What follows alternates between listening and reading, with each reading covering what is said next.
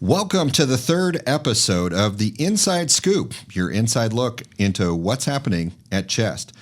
I'm Clay Cowl, president of the American College of Chest Physicians and chair of the Preventive Occupational and Aerospace Medicine Division at Mayo Clinic in Rochester, Minnesota. And today we have the privilege to be recording here in Rochester at the studio here. With me is Dr. Alex Niven, the chair of the Education Committee at CHEST. And on the phone with us is Dr. Dave Schulman, who has served on our Board of Regents and also served as the chair or co-chair of our some of our international meetings, the latest being in Bangkok, Thailand. So welcome. Pleasure to be here. So on this episode, we're really kind of focusing on global reach. And as you know, CHEST has just finished two successful conferences, both in Thailand, in Bangkok, and also in Athens, Greece. And we're now planning for a meeting in Bologna, Italy in June of 2020. So the questions that a lot of people have are, why are we adding international meetings? And what does global reach mean to the education we already provide to our members at CHEST? What can you, our members, expect in the next few years? And also, let's not forget at the end of the show again today, like our other episodes, that we're giving away a free registration to the CHEST 2019 meeting in New Orleans if you can correctly answer the big question, because we are going to the Big Easy, after all, in New Orleans. So stand by for that opportunity, and we'll update you on what the question is a little bit later in this episode. So, Alex and Dave, as we talked about, CHEST is really focused more of an international strategy in addition to what's already provided domestically in North America. Alex, why is it difficult for practitioners in other countries to come to our conferences here in the United States? Oh gosh, I think that reason is the same, many of the same barriers that many of our providers here in the United States struggle with. They are busy practitioners with lots of patients to take care of. And you add on top of that, in international settings, the distance, the cost, the time away from the practice, those all represent real challenges for some people to come and participate in CHEST meetings. How real is the idea of difficulty either getting into the United States in terms of just, across customs and that type of thing?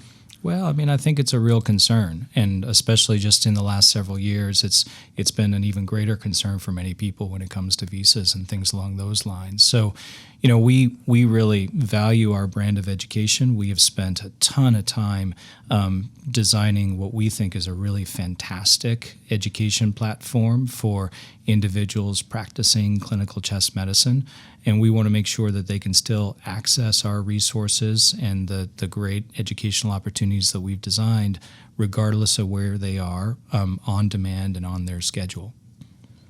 So, Dave, how do our educational programs differ from some of those that they might see overseas? Well, so I think we should try to focus on what we do really well here and bring as much of that overseas as we can. As Alex noted, we can only deploy some component of our content outside of the meeting itself. We can stream the lectures, we can share slides, but there's something really important about being there one-on-one with people, talking to them, looking at them, interacting with them as a way of reinforcing the content that you're getting. The other thing that the meeting has that we can't easily deploy over the internet is sort of a multiple stage feel, right? There are so many things going on at once. It's almost like a Bonnaroo, right? Where we have a lot of different stages going on, and people can go to what they want to go to and choose from amongst different pieces. And that's just something we can't broadband stream multiple things at once. So when we go to Greece, when we go to Italy next year, when we went to Thailand, we're trying to replicate as much of that as we can, so we can bring multiple stages and people can choose amongst the content that they want to go to, but also get the hands-on component that we're so good at CHEST, with the interaction, with the simulation, with the problem-based learning, and with a lot of the gaming that I think we've become quite famous for.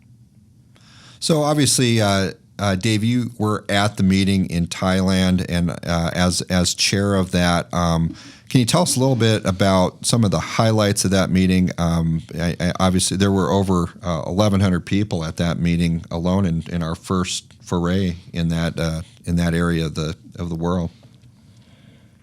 So what we ran at Chess Congress Thailand were 5 different tracks. We had 5 or 6 experts per track, some U.S. and North America based, some regional and Thailand based, and each of the 5 tracks ran for about 2.5 days, with the first half of the day being a postgraduate course, and then 2 days of more interactive case-based sessioning. In addition, we had only a small fraction, unfortunately, of the games that we usually bring. We did bring to Thailand with us, and there was a nice simulation component for our ultrasound and procedural rooms. To me, the best part of the meeting actually was just seeing so many people who were not typical attendees of the North America-based meetings. It was extraordinary to have people from more than 50 countries there, and really their engagement, their excitement about chatting with, getting hands-on, and getting face-to-face time with so many of our international experts was palpable. It was a wonderful meeting. That's great. And I've also, heard about so much of that interaction with the Thai Thoracic Society and how excited they were to be able to share that opportunity together. In fact, as I noted before, each of the 5 tracks did have at least one representative from the Thoracic Society of Thailand. There is also a dedicated Thailand Sleep Society, who hosted a lovely dinner for the sleep track and contributed 2 or 3 faculty to our arm. They were such wonderful hosts and partners in this process, and I'm hopeful that iteratively we will find additional hosts in other countries to which we go that will offer as much as our Thai hosts did. Yeah, I think the same would be said for when I had the opportunity to attend the CHEST regional meeting in Athens just a few weeks ago at the end of June. And that, by design, was a little bit smaller meeting, a little more intimate focus, and that was done in conjunction with the Hellenic Thoracic Society.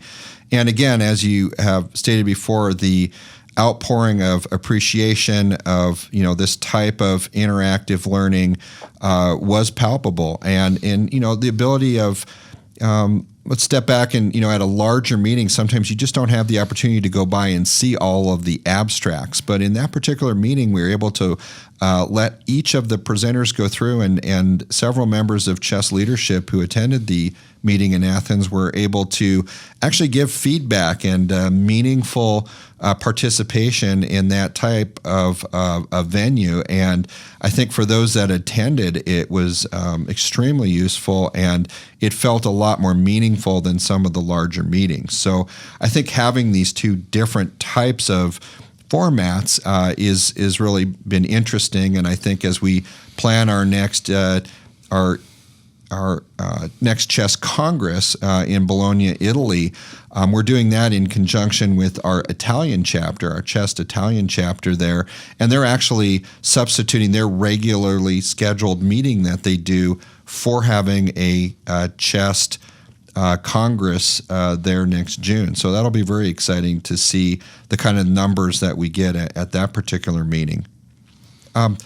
Alex, how has moving into sort of a global environment changed how we're thinking about our educational programs at CHEST? Are we doing more virtual programs, or what are we doing in terms of anything different in respect to our global efforts? Yeah, so great question. So I think the honest answer is that we've been working on this for quite some time. And so I think we've already laid a really nice foundation that we look forward to building on over the next several years to come. I think I can say with a fair amount of confidence that we're very proud to be a definitive source of chest or education in chest medicine for our members and the other members of their team.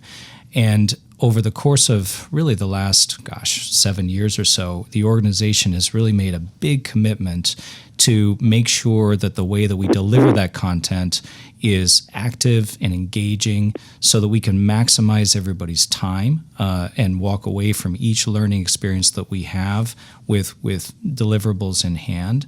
And we can also customize that content for each individual's learning needs and preferences. So going forward, we're just going to build on that foundation to really provide a definitive source of chest education throughout people's careers. And we're really working hard to broaden our offerings to really be meaningful for all members of the healthcare team, because in 2019, we don't practice medicine as individuals. We practice them as team members. I'd be happy to go on. Yeah, no, those are fantastic points, Alex. One of the other things I was thinking about as well as so Dave, what takeaways did you get from organizing working with faculty in other countries and that you would share with future chairs or co-chairs of international themed meetings? Everybody's got their own leadership style, Clay, and so it's a bit tricky to give general guidelines because I do think that everybody has their own strengths and different program chairs should play to their own strengths.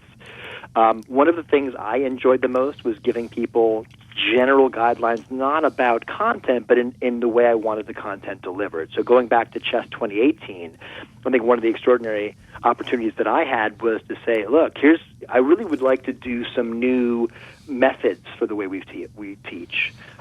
Instead, we've always been really, really good at a lot of different things, but I wanted to bring in a couple of new session types, such as the bite-sized teaching that we did, where we had 8 or 9 minute lectures instead of 15 or 20 or 30 or longer. But I'm certain you really want to practice a certain degree of marksmanship, right? You want to tell them where to point, but you don't want to necessarily fire the gun for them. So you say, hey, look, here's kind of what I want you to target, but at the end of the day, you deliver your content just using this framework. So that worked really, really well for me. But honestly, I think we have such brilliant creators and educators here at CHEST, but sometimes a little less hands-on is a really effective tool. And I do think that's one of the things I learned from Alex and many others who taught before me, and they gave me very great counsel. Said, look, you have incredible people. Give them general marching orders, but let them do their thing. And fortunately, we have an incredible group of people that almost always gets that thing done. Yeah, no, excellent point. Alex, can you speak to a little bit about what we've been doing as far as the hands-on aspects of all of our courses? I know last year in San Antonio at CHEST 2018, I think we had something like 5 or 6 semi-trucks full of equipment, and I think it was 68 hands-on sessions at the courses there. Yeah, no, absolutely. So we have just made it routine now to build a simulation center wherever we go for the annual meeting. And when I say a simulation center, we're talking anywhere between 29,000 and 40,000 square feet worth of hands-on training with high-fidelity simulators, task trainers, mechanical ventilators, you name it, we got it. And that's just routine at our annual sessions now. I think, my personal bias is as technology gets better and better, we just aren't going to need to be face-to-face to listen to somebody lecture on a dais. What are the things that people get out of our CHEST meetings that I think are still key elements regardless of whether that CHEST meeting is in North America or global? Well, you get intimate interactions with subject matter experts who can provide you with not only state-of-the-art updates, but their individual experience and practice biases, which are something you just can't glean from a journal. You get hands-on learning experiences, primarily with simulation. Gosh, our simulation platform is now 12 years old. We've trained thousands of people, and we remain the only medical society that's accredited by the Society of Simulation in Healthcare. So I think we're really proud of the offerings that we provide people there. And I think it's important, you can't underestimate the value of face-to-face interactions for networking, not just with other experts from a specific region in the world, but also networking between those regional experts and chest faculty that are going there. I've made so many friendships and relationships from these international engagements. And although the practice and the context of that practice may be very different depending on the locale where you are, I think the problems are relatively universal. Yeah, no, I agree. So for our listeners, make sure that you have your hashtag Chest Inside Scoop ready because we're going to be coming to the big question pretty soon. If you are able to answer the question, you'll be given a free registration for Chest 2019 in New Orleans. So, Alex, you had another thought. Yeah, so I also wanted to add, we've been trying to build sort of a bit of a tiered opportunity for educational content. So a lot of our educational offerings, like our board review content, all of that content is captured and available, through all sorts of multimedia formats after the actual live meeting is done. This year we've tried a new experiment. We've taken a lot of the content that we offer in our live events and turned it into e-learning modules and webinars. And all of these things are actually available through our Chest store for a single flat membership fee for the entire year. So for a simple fee, you have access to basically the wealth of digital content that Chest has online and available for you. In addition to that, we've been really working to provide a variety of different novel and engaging opportunities through chest games, through different methods of engaging people locally with specific regional offerings. So we've been trying to basically provide everybody with a tiered approach. So again, you choose from the menu and select the content and the delivery method that fits you best. Yeah, no, those are outstanding points, Alex, and yeah, I agree. And I've seen that kind of enthusiasm at each of those different, having that ability to kind of pick which is your learning style is just fantastic. So I think at this point we're going to throw out the big question to folks. So get your fingers and your brains ready here with hashtag Chest Inside Scoop. We'll go ahead and, as people may know, the chair for the meeting coming up in New Orleans at the Big Easy is Dr. Bill Kelly.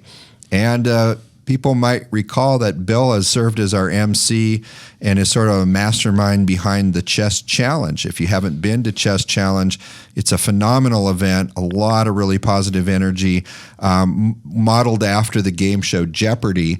And it's held every year at the Chest annual meeting. At each of our episodes of Inside Scoop, we provide a quiz question, and the first one to respond with the correct answer, as it's tabulated at Chest headquarters, gets a free registration for the next year's annual meeting, in this case in New Orleans in October. So with that, we'll have Bill give us the big question. Thanks, Clay.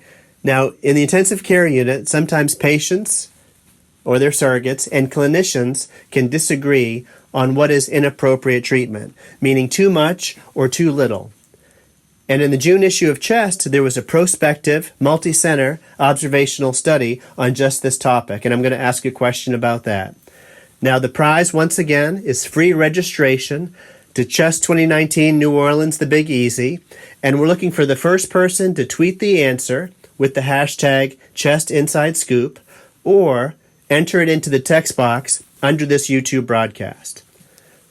And this is Price is Right style. We're looking for the closest answer without going over the actual answer, and that's the winner.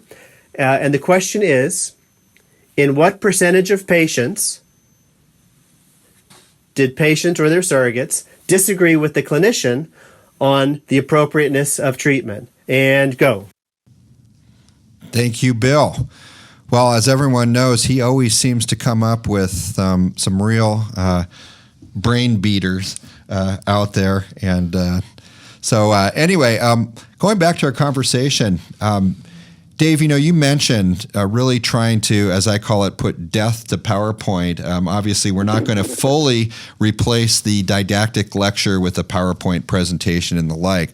But I think your ability to try different formats is obviously laudable. And, tell us, from the experience in San Antonio, what was kind of the reception to that? Kind of the TED Talk-like format for a scientific meeting where we're used to, 45 minutes plus 15 minutes Q&A at the end. How is that going? And do you think that, especially for our younger generation of learners, do you think that's where we're going as a trend in the future?